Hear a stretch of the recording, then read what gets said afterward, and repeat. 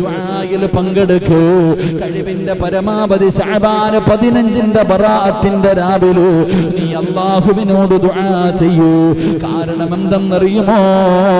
ലാ യറുദ്ദുൽ ഖലാ ഇല്ല ദുആ.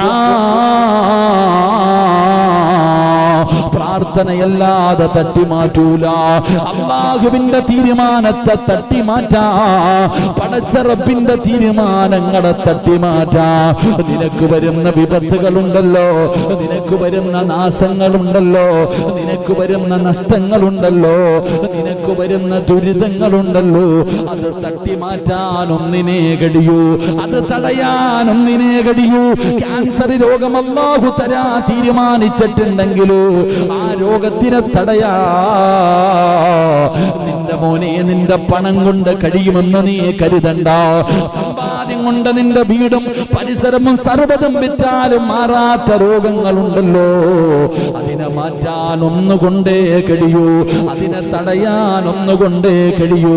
അതുകൊണ്ട് എന്റെ പ്രിയപ്പെട്ടവരോട് റസൂലുള്ളാഹി തങ്ങൾ പറയുകയാ, ലാ യറുദ്ദുൽ ഖലാ ഇല്ല ദുആ. അതുകൊണ്ട് ദുആ അധികരിപ്പിച്ചോ, അതുകൊണ്ട് ദുആ അധികരിപ്പിച്ചോ.